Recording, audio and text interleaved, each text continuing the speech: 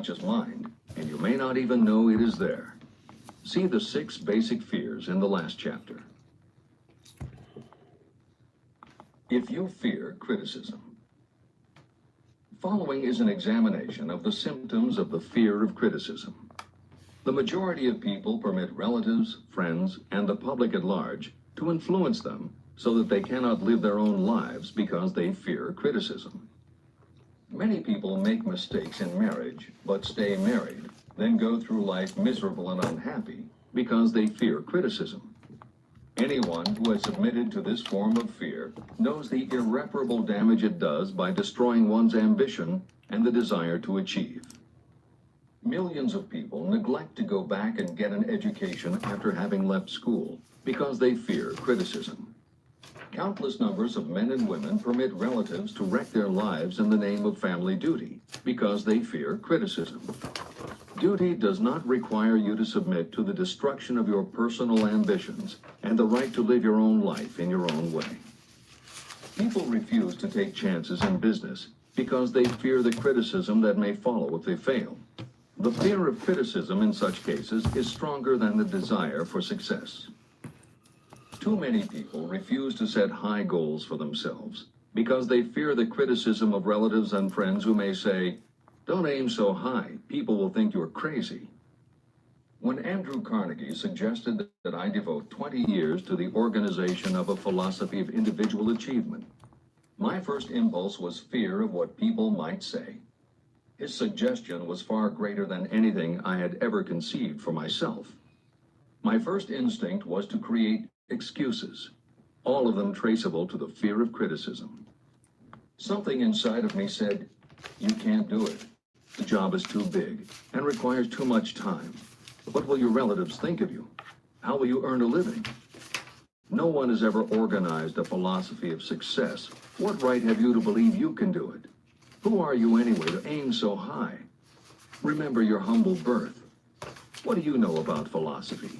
People will think you are crazy," and they did. "Why hasn't some other person done this before now?" These and many other questions flashed into my mind. It seemed as if the whole world had suddenly turned its attention to me with a purpose of ridiculing me into giving up all desire to carry out Mr. Carnegie's suggestion.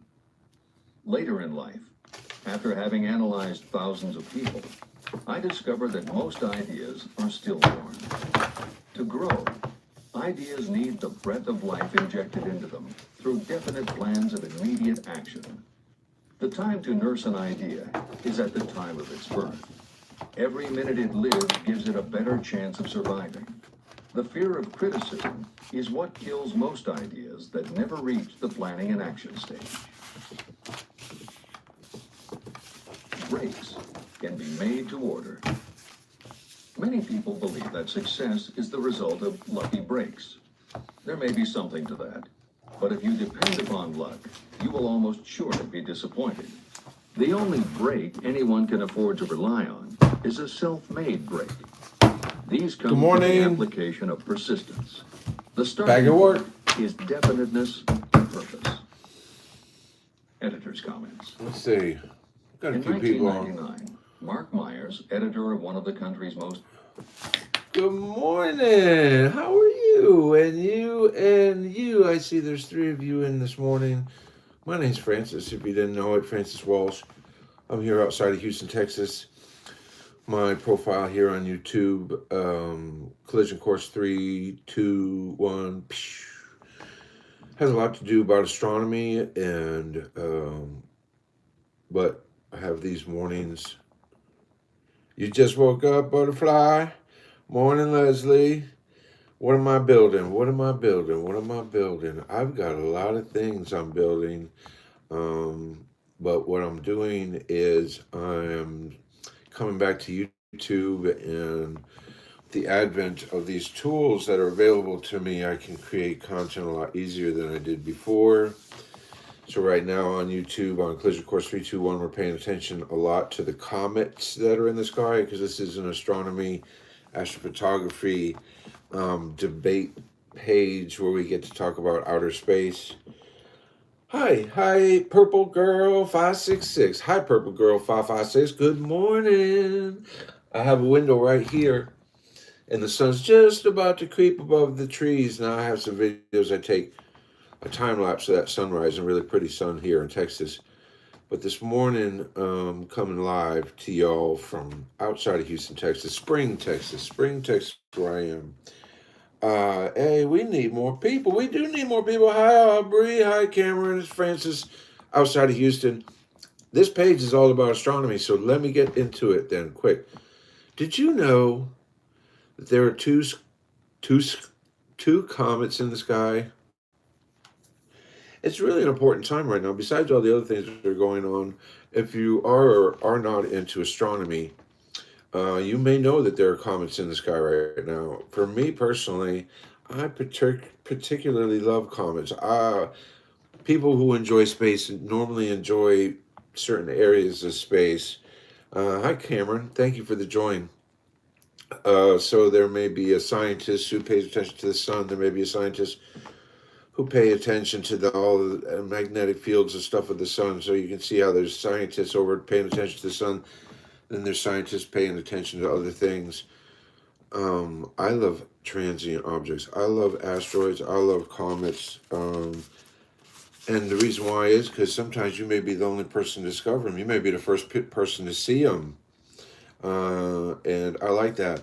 Now, our family, we have a family observatory in Kerrville, Texas, which is in the center of Texas. Texas isn't all flat. There's a part of it called the Hill Country out in Kerrville County. Please, please, please bring your friends, please, please, please. And that's where our observatory is. And we have an observatory there with telescopes, just like you would think, except this observatory kind of looks like a house, and the roof rolls off, and there's a big room with a lot of telescopes in it. It's more than just a single telescope. So these comets, they're going to be coming up. How come we haven't caught a picture of them yet? Well, we haven't caught a picture of them because the timing really has been right for us here in Texas. Starting today, tomorrow, the next day, it's going to start going up higher in the sky as the sun sets. So right now, here's the sun, or here's the sun, right? Here's the sun, here's the comet. Okay, very close together. So the sun rises and the sun sets, and the comet's together with the sun. It's hard to see the comet. So each night as the sun sets, the comet moves a little farther away. So you see right there, comet's still in the sky, and the sun is gone. Now the comet's up here, and the sun sets. And that's where you get to see the comet when the sun sets. So in Texas here, we're just about getting ready to get to this point where our telescopes at Cosmic Obsession Kerrville are going to get some shots of this comet. We're going to be able to bring back real live shots that only we can see. Love that. And so, what are y'all doing with an observatory? What are y'all doing with an observatory? I'll tell you, if you go back in my videos, 908 of them, or whatever the heck there are, 800, 900 of them. Up and down, up and down, up and down, up and down. You'll see that we've been at this for a long time, over a decade, and we built our first observatory back over a decade ago. And we did this to combat the fools who come into YouTube and try to tell you some smack crap. That's it. I wanted to have a way to determine for myself. Even a decade ago, I used to rent telescopes that were located around the globe. iTelescope.net. You can still do that. iTelescope.net. You can rent telescopes. It's $1 a minute. It gets expensive. But back a decade ago, when someone came on the air and said, "Oh, Comet Olenin is Nibiru," oh, we had fun with that. What time is it in Texas? It's 7:53 a.m. 7:53 a.m. Leslie Myers, where are you? And tell me what time it is. Allie, hi, Allie. I'm sorry if I missed you, Allie. Leslie's trying to help me get going and get some viewers. Hi, everybody, come in. So, yeah, we got the comet. So, now, if you're above the equator in the northern hemisphere, starting around October 15th, a couple days, we're really, really close. If you can get a nice shot toward the western horizon as the sun sets, once that sun gets below the horizon, look around for a faded tail, and as each day goes by, as long as the comet holds up, of course, that's the only thing that's been the worst part about it is, oh, will the comet hold up or not? We're going to just always hope that it will. It'll start moving away from the sun. It's made its closest approach to Earth yesterday. I don't know how far it was. I can find out and give that another time. Closest approach was to Earth. Closest approach to the sun maybe occurred or maybe not. Maybe in a couple days. You can go on my YouTube profile and you can see a picture of the comet yourself as it passed the Solar and Heliospheric Observatory run by one of the space agencies that's in space always looking at the sun. We have a multitude of telescopes that are out in orbit always looking at the sun, so that if something hanky goes on at the sun, we get a chance to see it before it hits us. So besides this comet, though, I'll tell you that there's another comet. October 25th. Well, close, October 25th. On October 28th, there's another comet. So the one that I'm talking about is C, and they've got numbers, C / just like a internet, C / 2023 A3. That's the numerical designation of the comet I was talking about, C 2023 A3. Then it has a hard name, and the name comes from the telescopes that observed it first. One of them is Atlas, which is easy to say, but the first one is hard to say because I believe it's Chinese. And it's Tsuchinlan, spelled in a Tshunchinlan kind of way.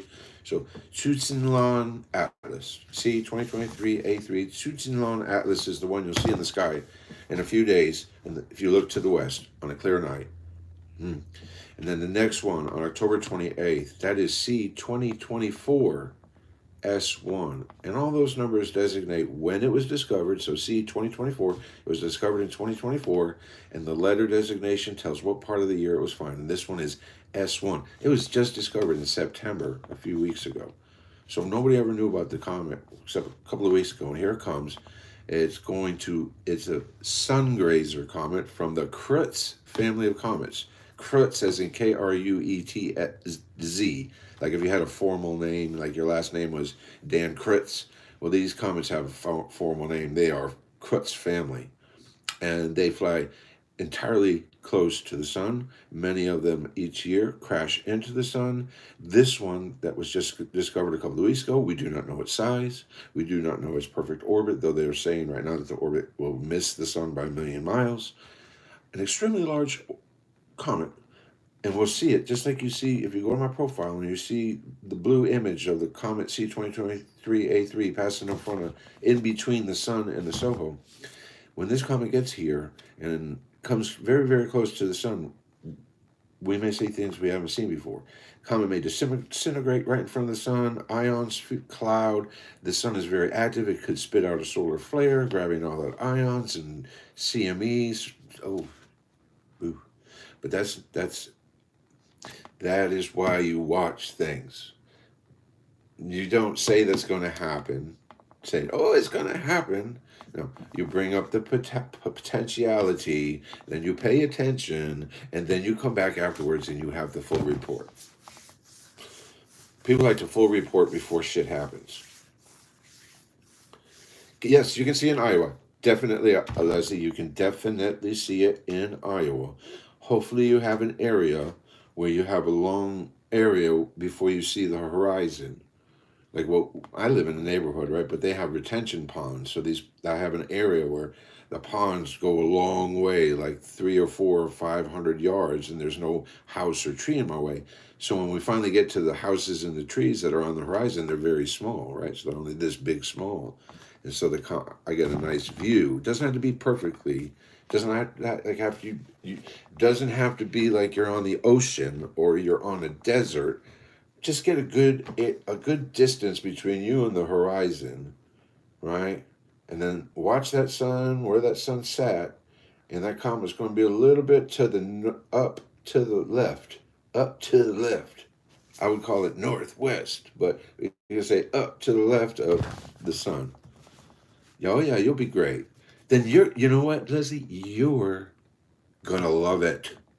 And you're probably going to always come back to this page in hopes that I give you a bit of news just like I just gave you. Because maybe you've never seen one before. But Now's the time. Now, here's the problem. Because we have the reason that we got into this whole thing was the discussion of minds who think differently. I think my fists fit so well together. Right, so you can have a conversation that meshes so well, except that mind just doesn't want to play the game right. They want to constantly lie, and they want to constantly. Here's something else which I've just discovered as an older man. Back a decade ago, I made this point that everybody would bring up all this information and say, make up your own mind. And I got to a point, and this is why I actually ended my podcast, my show. Well, there was a couple of reasons, but a lot of people would come on YouTube and just drop you the word, and then they say, use your you believe whether it's right or wrong. I'm going to present this information a certain way, and I'm just going to, there it is, you leave it. Well, I feel that's an injustice to most people, because maybe just like anybody, you've never run into that topic before, and you're wanting someone to help you know which is right and which is wrong, which a lot of people do. A lot of people get a lot of their information from other people, and they don't have time to research it because they've got so many topics to cover that they really rely on people. And unfortunately, a lot of people on YouTube and such have agendas and motives, and they're ready to leave you out there in the jungle without any clue what you're doing. So what we do over here is we take these topics and we straighten them out, we manage them. If we can use our equipment, we use our equipment, take pictures if we have to take pictures, do research if we have to do research, but normally we focus on one thing for a certain period of time. And so if there's any topics, come back to my videos, leave topics that you want us to talk about. We've done interviews with scientists like Avi Loeb from Harvard, who believes objects that have come from outside our solar system could just be alien technology that we don't recognize as what it is. And there's hours of discussion that I could go on over that. Now, that happened a few years ago, 7 years ago. Still no continued discussion on these objects interstellar that have come into our solar system on their way out. We don't know much about them. And these comets are the same thing. We're having a debate right now on my page because personally, there's a place called the Oort cloud that surrounds our solar system way, way, way, way, way far away. And basically, it's remnants of the creation of the solar system, icy bodies. And scientists believe that some of these long period comets, like the comets we're going to be seeing over the next couple of days to weeks, long period, we're talking thousands and thousands of years to make a full loop from wherever they came from back into the sun and maybe back out and back in again. So like Comet 2023 A3 Tuchenlon. Okay, Leslie Bye, thank you so much. Did you say aliens? I hope to see you again, Leslie. This was fun. Long period comets, well, they must come from somewhere. We got them coming in like this. We got them coming from like this. We got them coming from below. All right. I don't know, my message is being held for review. Y'all can't come on here and talk smack. It's not your place. Get out. And so all these comments got to come from somewhere. They got to originate from somewhere. And we've got some people that I didn't realize on YouTube that are firm deniers of the Oort cloud. I don't know what to do with all that. Just like Nibiru. Okay, so I had this thought. Everyone 3,600 year Nibiru long elliptical orbit comes in, messes with our solar system. Stories from the Anunnaki story. You're not leaving? Well, if you're hungry or something, I really want you to go and get something to eat. I got a few hours here. Let's see how my phone is at 94.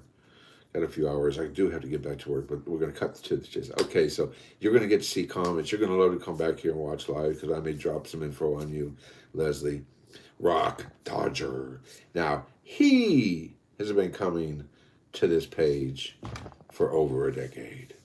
And unfortunately, I haven't offered him a lot of stuff over the last 10 years to enjoy. So hopefully he enjoys seeing my face. I enjoy seeing his name. Good morning, Rock. Sitting in front of a beautiful sunrise, talking about the two comets with Leslie, who is in the middle of America. Middle America. Peace or war, whatever they want. Peace or war, whatever you want. Make your choice. Peace or war, whatever you want. LOLA.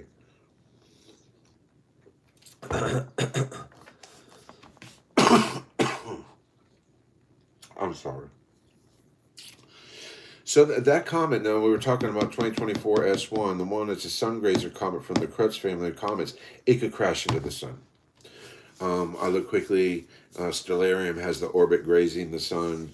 The reports are a million miles away, but most reports, let's accept the fact that the news today, weather news, regular news, any news, sports news, any effing news you listen to is going to be jaded, agenda-sized, made to make you think one way, probably not telling you the truth. So when I look at the information I see about this comet, I say, well let's consider it's going to crash into the sun. Let's think of all the scenarios. A very large comet, because they're not telling us the size. I still don't know the size of the comet. A big one could create some stuff we've never seen before. And this is during the day. So let's talk about it just quickly. As it's getting to the sun, a large comet expels a lot of gas. It becomes very bright. So bright you can see it during the day, Leslie. So bright you can see it during the day. That makes two suns. That makes two suns. And considering the way stuff is going these days, two suns in the sky. I mean, I'm just going to flip that around for a couple of times. Two suns in the sky. But that's listen, we have a great chance of that happening, because first off, there's a comet in the sky. I'm saying that if there wasn't a comet in the sky, and I would say, oh, there's going to be two suns in the sky, that's the kind of the stuff that I'm talking about. People will come and say, oh, there's going to be two suns in the sky on such and such a day, with no reason why. There may be two suns in the sky on October 27th, on October 29th, and October 28th of this year, due to comet C 2024 S1 coming in so close and interacting with the sun so much, and itself so much, that it presents itself bright enough to be seen during the day, and then maybe it disintegrates right in front of the sun, creating a very large ion cloud, which can be quickly scooped up by a solar flare and sent hurtling towards Earth. Well, you say, well, what will a charged ion CME do to Earth? Well, potentially it could really mess up our magnetic fields, allowing all the space weather to stream in, hitting the surface of Earth. But those are just potentials, and I'm not saying that's going to happen. But there's a dot, and I just put a couple of dots that we either connect or we don't. And that's why I love it so much. That's why a comet interests me. Very few pictures are ever being taken. The telescopes at Cosmic Obsession Curve spend more time looking at shit people have been looking at for thousands of years. Wasting your time. Say, where's Comic Obsession Pictures?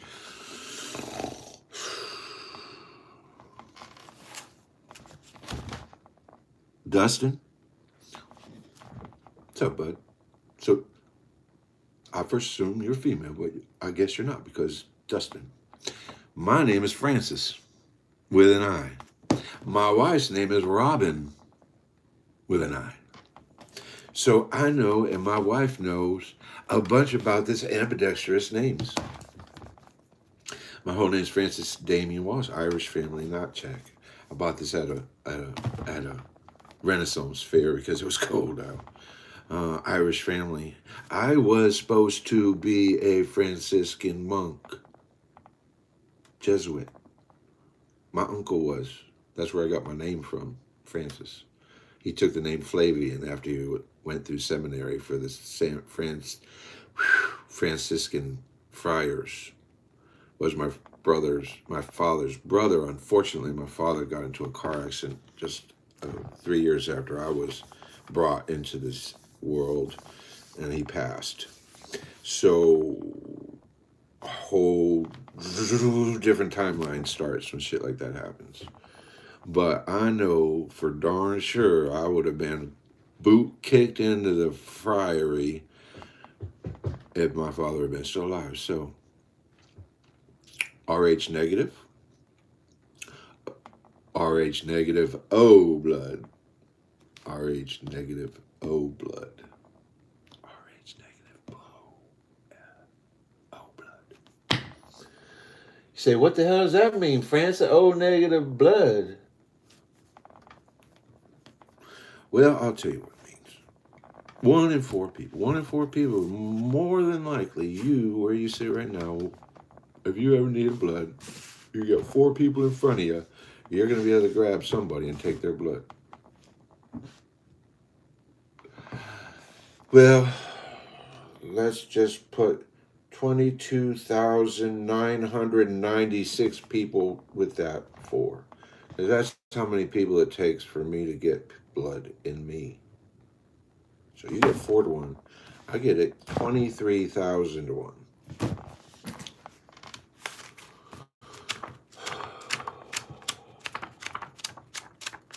And I'm going to tell you what. Oh, it's okay. You know what? I'm going to tell you what. If my life didn't go exactly the way it went, I wouldn't be here. I wouldn't be here. I wouldn't have my son. I wouldn't have my wife. I wouldn't have you. I wouldn't have the same me. I wouldn't have the same me. I am grateful.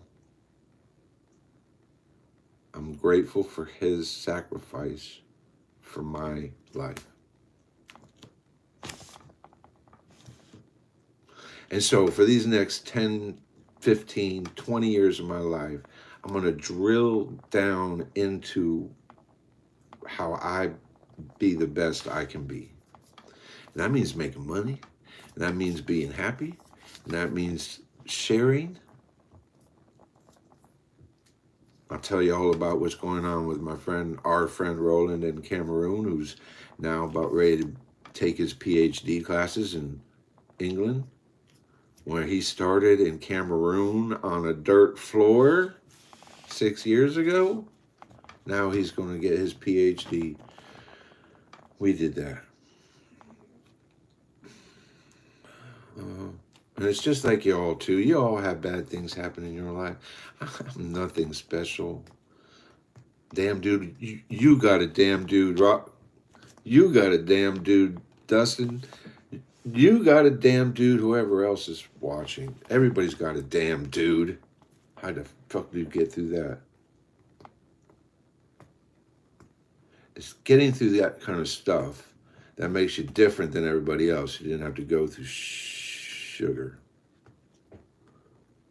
So many people going through life. Oh, I'm so lucky. Nothing ever bad happened to me my whole life. I ain't broke a bone. I ain't lost anyone. My dog is still alive 23 years later. Life is just perfect. You know what happens to those people when something goes wrong? They fold like a deck of cards. They go emotionally bankrupt.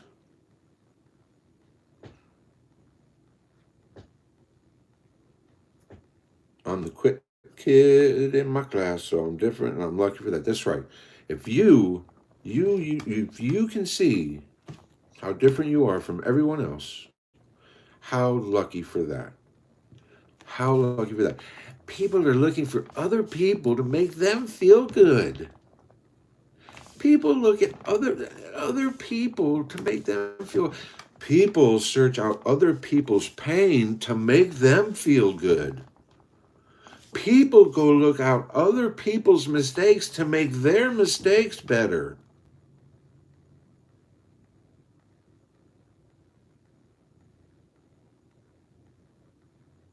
hate that. I hate that. So, Rock and Leslie, Dustin, remember what I said about the comet? You're going to get a good shot of it from where you are. Rock, tell us where are you, Rock? I don't remember. You probably already told me. Rock, where are you at? And then what I have to do is I'm going to have to be quiet. I'll leave the camera on, but I got to do some more. I love y'all. I love y'all. I'm going to do a little work. Yo. It sucks. But now, we walk such a fine line between emotion that is good for you and emotion that is bad for you. Emotion that is good for you, good or bad, leads you down a more effective path and healing. Emotion that's bad for you is the stuff you hang on to, that you let it drag you into a place, and then you go seek out other people who are in that same mood, and you all are keeping each other in that mood because you're seeking out people to make yourself feel better. I have very, very small, at work, anywhere. People are like, Francis, stuck up. You don't know. I don't need you to make me happy. And your discussions suck. Your humor is awful. I'll give you good humor. I'll give you gut-wrenching humor, make you laugh for a half an hour, but you'll get insulted because it'll probably be about you. Okay.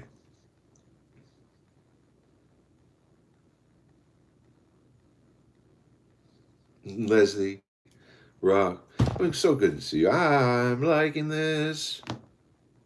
Can I tell a joke? Oh, fuck. Okay. That's a great question, Leslie, and this is what makes me different. I don't think I know one joke. But if you put me next to a fool and we be having a discussion, I be flipping jokes left and right. But the joke has to be on the place we're at. You know what I mean? It's like a stand-up comedian who doesn't have a script. This fool just be coming out and saying, "Ooh, that blue hat is like red, white, and blue, white, ooh," just whatever. You know what I mean? Like if you and me were together, and it's not in a negative way. And it's like my wife loves my humor because someone will say something and I'll just drop the dime, right? And it'll be like, boom. So, but this is what I'm going to do. I'm going to think if I can, I'm going to remember one full joke so that when we see each other again, I'm going to drop the joke on you. Okay, Leslie, because I'll do that. But this is what I'm going to do. I'm at 33 minutes. I'm going to shut it down. I hope I didn't keep you from anything. Dustin. I want y'all to go out and have a great day.